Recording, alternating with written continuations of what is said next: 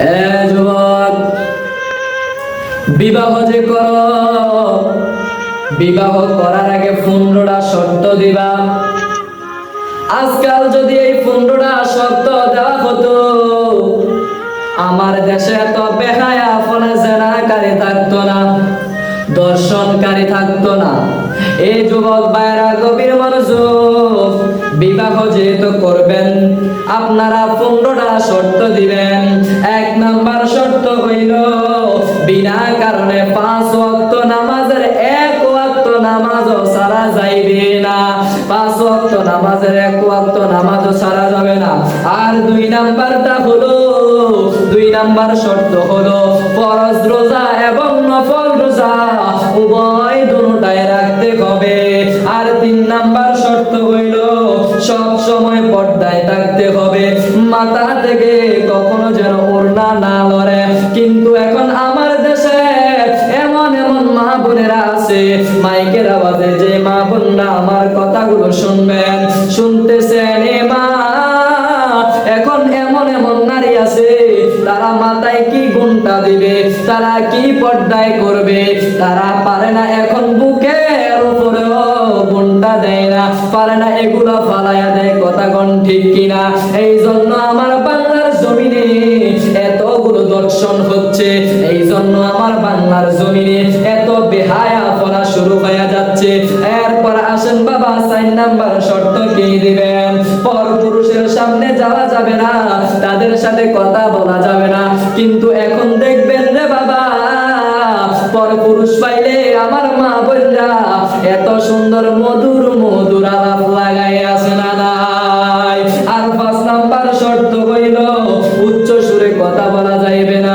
যখন মাঝে মাঝে নামাজ পড়তে দাঁড়ায়, ওই বাড়ির কথা আইসাও আমাদের কানে বাজে, ওই পারে কথা কই আমাদের কানে বাজে কি বাজে না।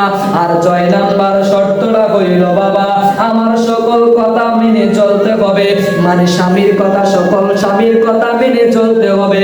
কিন্তু এখন আমার মা বোনরা এমন অবস্থায় গিয়ে দাঁড়ায় গেল, আমার ভাইদের কথা শুনতে চায় না। কথা কোন আছে না নাই? এই জন্য যুবক, বিবাহ করবা, বিবাহের আগে শর্তগুলো মাত দিয়া দিবা। যদি এই শর্তগুলো মানতে পারে বিবাহ করে আনবা, আর যদি শর্তগুলো মানতে পারবে না তাহলে তাদেরকে আনারও দরকার নাই। কারণ তুমি ঘরে আনবা রহমত, ওই বেটি যদি এগুলো মানতে পারে রহমত আসবে, আর যদি না মানতে পারে তোমার ঘরে আইব গজব। কথা কোন ঠিক কিনা? এরপর আসেন বাবা, এরপর 7 নাম্বার হইল কারো গীবত গাওয়া যাবে না, কারো গীবত বলাও যাবে না, শোনাও যাবে না। এখন আমার মা বোনরা তো এদিক ওইদিক 2টা 3টা মহিলা একত্র হইতে পারে, এগুলো আরো বেশি কইরা করে আছে না নাই? এই জন্য যুবক সাবধান হয়ে যাবা। 8 নাম্বার শর্ত হইল আমি চাইলে মোবাইল চালাইতে পারবা, না হয় পারবে না। কিন্তু এখন আমার মা বোনদেরকে মোবাইল না দিলে কই তোর ভাত খাইতাম না, তোর ঘরে থাকতাম না। এমনও আমার মা বোনরা এখনো আছে না নাই? এই জন্য বাবা মোবাইল দিবেন হুঁশিয়ার হয়ে যায়। দেখবেন আপনি মোবাইল দিছে, বিদেশ থেকে টাকা পাঠাইছেন, দেখবেন আপনার বউয়ে আরেক বেড়ার লাগে কথা কয়া টিয়া লয়া ভাগ্যা যাইব। এরকম অহরহর ঘটনা আমার বাংলার জমিনে আছে না নাই? এরপর 9 নাম্বার হলো কোরআন সুন্নাহ অনুযায়ী জীবনে গঠন করতে হবে। 10 নাম্বার হইল ফরজ নামাজের পর সূরা ইয়াসিন, রাতে এশার নামাজের পর সূরা মুলক পড়তে হবে, ওয়াকিয়া পড়তে হবে। ও হুজুর এগুলা কেন? ইয়াসিন সূরাটা যদি আপনি পড়েন অনেক রহমত নাজিল হবে। আপনি যদি মাগরিবের পর ওয়াকিয়া পড়েন আপনার রিজিকের ব্যবস্থা হয়ে যাবে। আপনি যদি এশার পর মুলক পড়েন, ফজরের আগ পর্যন্ত যদি আপনি মারা যান, আপনি বিনা হিসাবে জান্নাতে। বলেন সুবহানাল্লাহ। তারপর 11 নাম্বার হইল সময় পাইলে ইসলামিক বই পড়বেন, কোরআন পড়বেন। কিন্তু আমার মা বোনরা এখন সময় পাইলে গজব নামক এই মোবাইল ব্যবহার করে। কথা কোন ঠিক কিনা? এমন ভাবে টিকটক বানায়, মনে হয় এমন ভাবে টিকটক বানায় এগুলার ঘরে মনে হয় মা বোন নাই। এমন ভাবে বেহায়াপনা ছড়াইতেছে রে বাবা। এ আমার যুবক ভাইরা, বিবাহ করবা একটু হুঁশিয়ার সাবধান। বেহায়া বেশ্যা মায়া বিবাহ করবা না। যদি বেহায়া বেশ্যা মায়া বিবাহ করো তাহলে এই জীবনটা শেষ হয়ে যাবে। আর যদি একটা ভালো মেয়েকে বিবাহ করতে পারো, আমি মানলাম ওই মায়া গরিব, আমি মানলাম মায়াটা বেশি শিক্ষিত না, কিন্তু একটু না একটু শিক্ষিত স্বামীকে খেদমত করতে পারে, পারিবারিক শিক্ষা দীক্ষা আছে, ওই মায়া যদি বিবাহ করো, আমি মাইনুদ্দিন হোসেন ইমন রাজা কাদেরী বইলা গেলাম, খোদার কসম তোমার ঘরটা দুনিয়ায় থাকতে জান্নাত হয়ে যাইবে, বলেন সুবহানাল্লাহ। তারপর আসবা, এরপর 12 নম্বর শর্ত হইল অন্য কারো মোবাইলে নিজের ছবি তোলা যাইবে না, কারণ এগুলা অনেক গুনার কাতার পরে সময় যেহেতু কম ব্যাখ্যা করতেছি না। আর 13 নম্বর হইল গান ছবি নাটক সিরিয়াল দেখা যাইবে না।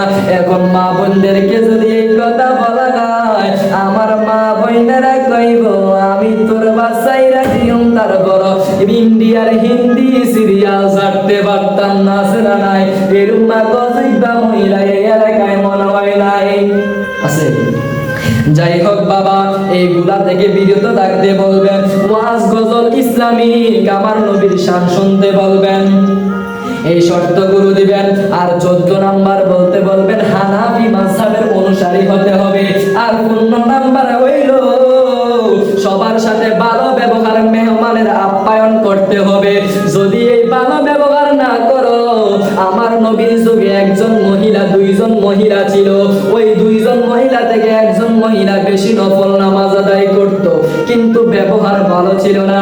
সাহাবায়ে কেরামরা বলে ইয়া রাসূলুল্লাহ, ও ইয়া হাবিবাল্লাহ, নবী গো, এই এলাকার মধ্যে একটা মহিলা আছে ফরজ নামাজ কখনো ছাড়ে না, বেশি বেশি নফল নামাজ পড়ে, কিন্তু ওই মহিলার দ্বারা মহিলার জবানটা বেশি ভালো না, ওই মহিলা অনেক গালাগালি করে, ওই মহিলার জবানের কারণে এলাকার মানুষ বড় কষ্ট পায়। আমার নবী বলে ওই মহিলা জাহান্নামী, ওই মহিলা জাহান্নামী। আবার এই এলাকায় আরেকটা মহিলা আছে, সাহাবায়ে কেরামরা বলে ইয়া রাসূলুল্লাহ, একটা মহিলা আছে নফল নামাজ পড়ে না, শুধু ফরজটাই পড়ে, কিন্তু মানুষ তার ব্যবহারে সন্তুষ্ট, কিন্তু মানুষ তার ব্যবহারে অনেক ভালো পায়, ব্যবহার অনেক সুন্দর। আমার নবী ডাক দিয়া বলে ওই মহিলাটা জান্নাতি, কারণ যার মুখ থেকে মানুষ ভালো ব্যবহার পায়, আমার আল্লাহ বলে আমিও তাকে ভালো মনে করি। মানুষ যদি লোককে ভালো মনে করে, আমার আল্লাহ বলে আমিও তাকে ভালো মনে করি। আর আপনি যদি ব্যবহারটা খারাপ করেন, ওই মানুষটা বলবো আপনি খারাপ, আমার আল্লাহ কইবো আপনি খারাপ। আর ওই মানুষটা যদি বলে আপনি ভালো, আমার আল্লাহ বলবে আপনি ভালো, আপনার জন্য জান্নাতটা রেডি হইয়া যাইব। এ যুবক ভাইরা, বিবাহ যেহেতু করবা, এই শর্তগুলো যদি মাইনা দিতে পারো, বিয়ের আগে যদি এই শর্তগুলো প্রদান করতে পারো, আমি মাইনুদ্দিন হোসেন ইমন এই কুমিল্লার জমিন থেকে বইলা গেলাম, দুনিয়ার জমিনে থাকতে তোমার ঘন্টা, তোমার ঘরটা জান্নাতে পরিণত হয়ে যাবে, বলেন সুবহানাল্লাহ।